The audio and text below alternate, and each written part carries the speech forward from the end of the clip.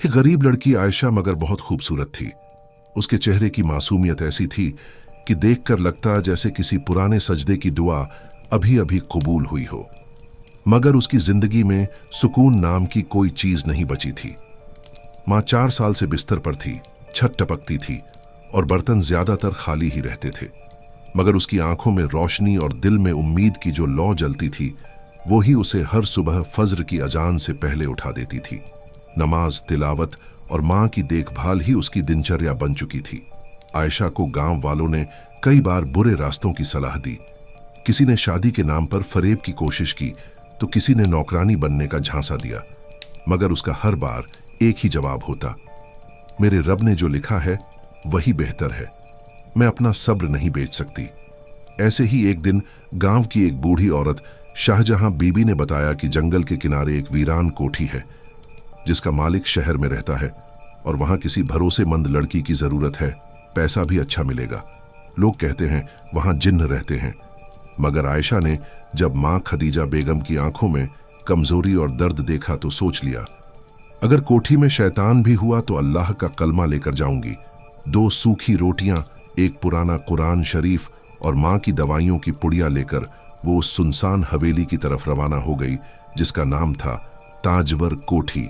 कभी ये इमारत पूरे इलाके की शान थी। संगमरमर की दीवारें, कांच के झूमर और बाग बगीचे हुआ करते थे। मगर अब वहां सिर्फ धूल थी, सीलन थी और एक ऐसी खामोशी जो सांसों से भी डरती थी। कहते हैं उस कोठी में एक लड़की सलीमा ने 100 साल पहले खुदकुशी कर ली थी, क्योंकि उसके निकाह को जबरदस्ती एक बुजुर्ग अमीर आदमी से तय कर दिया गया था, जबकि उसका दिल एक गरीब मगर नेक दिल लड़के में अटका था। जिस रात निकाह की तारीख तय हुई, सलीमा ने खुद को ऊपरी मंजिल के कमरे में बंद कर लिया और सुबह उसकी लाश झूमर से लटकी मिली। कहते हैं उसके चेहरे पर गुस्से और नफरत की लकीरें थीं, जैसे मौत से पहले वो किसी को श्राप देकर गई हो। तभी से उस कोठी में अजीब अजीब घटनाएं होने लगीं। कोई पागल हो गया, कोई गायब हो गया और कुछ लोगों ने झरोकों में एक सफेद साया भी देखा। मगर आयशा ने जब ये सब सुना तो सिर्फ इतना कहा, मेरा रब रब्बुनास मलिकुनास इलाहिनास है। और इसी यकीन के साथ वो उस फाटक से अंदर दाखिल हुई जहां दीवारों की दरारों में वक़्त छुपा हुआ था और हवाओं में सलीमा की आखिरी चीखें अब भी गूंज रही थीं। जहां दीवारों की दरारों में वक़्त छुपा हुआ था और हवाओं में सलीमा की आखिरी चीखें अब भी गूंज रही थीं, वहीं आयशा ने सबसे पहले वही पुराना झाड़ू उठाया जो कोठी की दीवार से टिकाया गया था, जैसे कोई उसका इंतजार कर रहा हो। कमरों में फैली धूल, मकड़ियों के जाले और बुझा बुझा सा हर कोना उसे डराने के लिए काफी था। मगर आयशा का यकीन उसके कांपते पैरों से भी ज्यादा मजबूत था। पहले दिन वो सिर्फ बाहर के बरामदे की सफाई तक सीमित रही, मगर दूसरे ही दिन अंदर की बड़ी बैठक तक पहुंच गई, जहां झूमर टूटा हुआ था और दीवार पर अब भी एक औरत की धुंधली तस्वीर जमी हुई थी। आयशा को लग रहा था जैसे कोई उसे हर वक्त देख रहा हो, मगर वह आंखें बंद कर करम की दुआ पढ़ती और काम में लग जाती। तीसरे दिन एक अजीब बात हुई। मां के लिए लाई गई दवाई की पुड़िया जो पिछली रात खत्म हो चुकी थी, वो सुबह फिर से मेज पर रखी मिली। आयशा ने समझा शायद कल गलती से बच गई होगी, लेकिन अगले दिन जब एक थैली में कुछ चांदी के सिक्के मिले तो वो सहम गई। उसे यकीन हो गया था कि ये किसी इंसानी रहमत का करम नहीं। वो अल्लाह का नाम लेकर सजदे में गिरी और बोली, या रब, मुझे किसी मखलूक की मदद नहीं चाहिए, तू ही काफी है। उसी रात उसे सपने में एक साया दिखा। उसकी आवाज में सुकून था मगर बात में खतरा। बस तेरा हाँ चाहिए, तुझे और तेरी मां को जिंदगी भर कोई तकलीफ नहीं होगी। आयशा घबरा कर उठी और उसी वक्त सूरह फलक पड़ने लगी। उसे नहीं पता था कि जो साया उसे देख रहा है वो कोई आम जिन्न नहीं, बल्कि एक अधूरी मोहब्बत का मारा हुआ वजूद है। उसका नाम अरीब था और वो कभी रूहानी जिन्हों में गिना जाता था। उसका नाम अरीब था और वो कभी रूहानी जिन्हों में गिना जाता था, मगर मोहब्बत ने उसे इबादत से हटाकर इंतकाम के रास्ते पर डाल दिया था।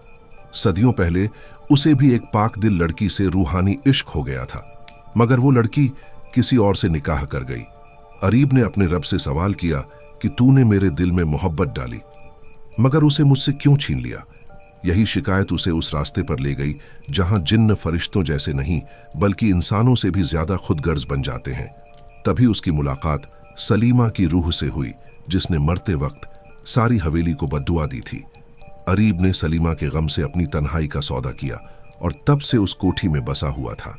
मगर जब से आयशा आई थी, अरीब की रूह को अजीब सुकून महसूस हो रहा था।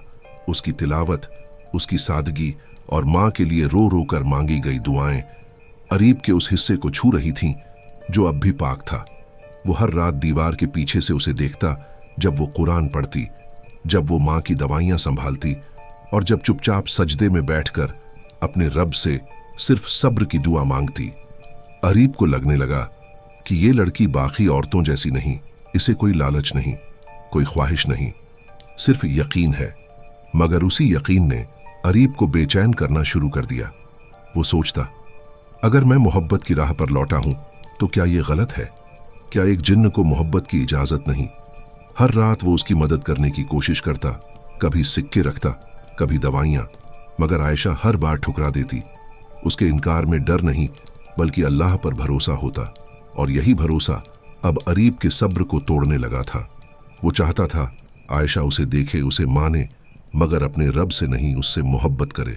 जैसे आयशा की दुआ दीवारों से टकराकर अरीब की रूह तक जा पहुंची थी, और उसी पल पहली बार उसे ऐसा लगा कि वो जिस लड़की से मोहब्बत कर बैठा है वो सिर्फ एक इंसान नहीं बल्कि अल्लाह के नूर की कोई झलक है।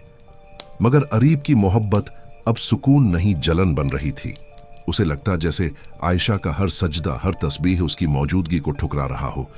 वो जो कभी सिर्फ उसकी दुआओं को देखकर राहत पाता था, अब उस राहत में अपनी तौहीन महसूस करने लगा था। मैंने उसे सब कुछ देना चाहा, दौलत, आराम, माँ की शिफा, मगर उसने मुझे सिर्फ इसलिए ठुकरा दिया क्योंकि मैं जिन्न हूं। यह सोचकर अरीब की रूह में बेचैनी की आग लगने लगी। वो अब आयशा के पास रहना नहीं चाहता था, वो उसके अंदर उतर जाना चाहता था, उसकी सोच में, उसकी सांसों में और उसकी बंद पलकों में। उस रात हवेली में सब कुछ अजीब सा हो गया। कमरे के दरवाजे अपने आप खुलने लगे। आयशा की माँ की तस्वीर जमीन पर गिरकर चटक गई और खिड़की के बाहर से एक डरावनी सी फूंक सुनाई दी। मगर आयशा ने जैसे ही सजदा किया और सूरह यासीन की आयतें पढ़नी शुरू की, सब कुछ रुक गया। अरीब अब समझ चुका था कि वो उससे मोहब्बत करके भी उसे पा नहीं सकता, क्योंकि उसका मुकाबला किसी और जिन्न या इंसान से नहीं बल्कि खुद उस रब से है जिसके नाम से आयशा सांस लेती है। मगर रूहानी इश्क जब नाकाम होता है तो या तो इबादत में बदलता है या फिर जुनून में, और अरीब अब इबादत छोड़ चुका था। उसे लगता था कि मोहब्बत सिर्फ पाने के लिए होती है। उसकी मददें ठुकराने के बाद अब वो आयशा के सब्र को तोड़ना चाहता था, मगर वो भूल गया था कि सब्र टूटता नहीं, वो तो वक्त के साथ और मजबूत हो जाता है। मगर अपने रब से नहीं, उससे मोहब्बत करे। अरीब अब सिर्फ एक जिन्न नहीं रहा था, वो एक चाहत बन चुका था जो हद से ज्यादा खामोश थी और उतनी ही खतरनाक। आयशा को महसूस होने लगा था कि हवेली की दीवारें अब सिर्फ खंडहर नहीं बल्कि किसी की निगाह बन चुकी हैं। एक रात जब वह माँ की दवाओं के लिए रो रही थी तो अलमारी अपने आप खुल गई और उसमें से एक रेशमी थैली जमीन पर गिरी। उसके अंदर सोने के सिक्के थे। आयशा कांप गई। वो समझ गई ये इंसानी रहमत नहीं, मगर डर के बजाय उसने उसी वक्त कुरान की सूरह बकरा की तिलावत शुरू कर दी। उसकी आवाज़ हवेली में गूंजने लगी और अरीब को पहली बार ऐसा महसूस हुआ जैसे उसके अंदर कुछ जलने लगा है। अगली सुबह वो फिर वही तस्बीह पढ़ रही थी जब दरवाजे पर गांव के बुजुर्ग इमाम करीमुद्दीन साहब आए। बोले, बेटी, दिल में एक खिंचाव सा महसूस हुआ, लगा किसी पाक रूह को मदद की ज़रूरत है। आयशा ने उन्हें सारी बात बताई, सपने, सिक्के, दवाइयाँ, डर और वो साया। करीमुद्दीन साहब ने गहरी सांस ली और बोले, बेटी, तवक्कुल सिर्फ दुआ का नाम नहीं, वो यकीन का इम्तिहान है। याद रखो, जब मदद सिर्फ अल्लाह से चाही जाती है तो अल्लाह वहां से रास्ता खोलता है जहां कोई सोच भी नहीं सकता। फिर उन्होंने सूरह नास और सूरह फलक की तिलावत उसे सिखाई और एक छोटी तस्बीह दी। कहा, जब भी कोई अजीब आवाज या ख्याल आए तो या हफीजू और या मुतकब्बिर 33 बार पढ़ना। अल्लाह की हिफाजत तेरे चारों तरफ एक ढाल बन जाएगी। उस रात आयशा ने सजदे में गिरकर रोते हुए कहा, या रब, मुझे तेरे सिवा किसी की मदद नहीं चाहिए। न जिन्न की न इंसान की। और उस रात हवेली की फिजा बदल गई, जैसे आयशा की दुआ दीवारों से टकराकर अरीब की रूह तक जा पहुंची थी। वो भूल गया था कि सब्र टूटता नहीं, वो तो वक्त के साथ और मजबूत हो जाता है। और यही भूल अब अरीब के लिए सबसे बड़ा इम्तिहान बन गई थी। उसने हवेली की फिजा को और डरावना बना दिया। छत से अजीब सी खड़खड़ाहट, दीवारों पर चलती परछाइयां, रात के वक्त दरवाजों का खुद ब खुद खुल जाना, ये सब कुछ आयशा को डराने के लिए काफी था। मगर हर बार जब वो कुरान की आयतें पढ़ती तो सारा डर जैसे गायब हो जाता। अरीब ये देखकर और बौखला जाता। अब वो सिर्फ मोहब्बत में डूबा जिन्न नहीं था, वो अपने नाकाम इश्क का बदला लेना चाहता था। एक रात जब आयशा अपनी मां की गोद में सिर रखकर रो रही थी तो खिड़की के बाहर अचानक सफेद रोशनी सी चमकी और हवा में एक मीठी सी खुशबू फैल गई। आयशा ने जैसे ही खिड़की खोली, सामने कोई नहीं था, मगर उसका दिल गवाही दे रहा था कि ये उसके रब की तरफ से कोई निशानी थी। उसी वक्त मां की आंखें खुली, जो महीनों से सिर्फ दर्द में बंद थीं। उन्होंने धीमे से कहा, बेटी, तू ठीक है ना? बस इतना सुनना था कि आयशा की आंखों से आंसू बह निकले। वो समझ गई कि उसकी दुआओं में अब असर दिखने लगा है। मगर हवेली के किसी कोने में अरीब ये सब देख रहा था। उसकी रूह कांप रही थी। उसे लग रहा था जैसे वो हार गया हो। मगर तभी उसके अंदर की नफरत ने फिर सर उठाया।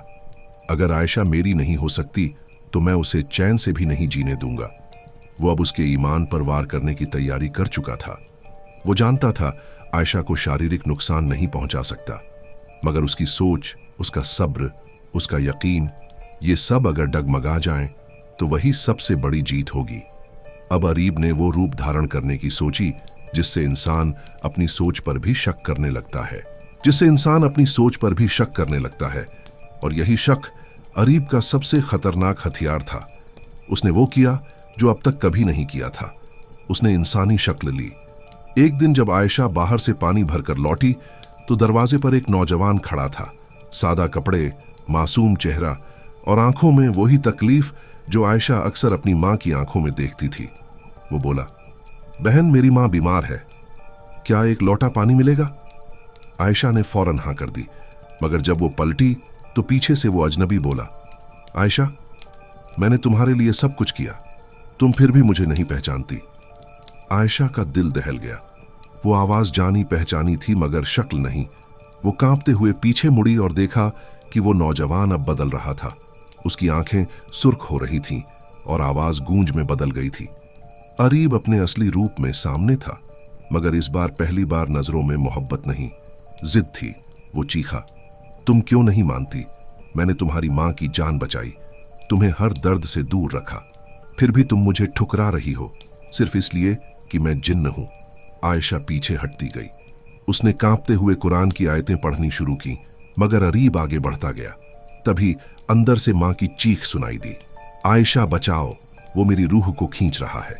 आयशा भागी और मां को पकड़कर जोर से आयतुल कुर्सी पढ़ने लगी। तभी एक तेज रोशनी कमरे में फैली और अरीब की चीख हवेली की दीवारों से टकराकर बिखर गई। वो घुटनों पर गिर पड़ा और बोला, ऐ रब, मैंने मोहब्बत को समझा ही नहीं, मुझे माफ कर दे। और उसी पल उसकी रूह हवा में घुल गई।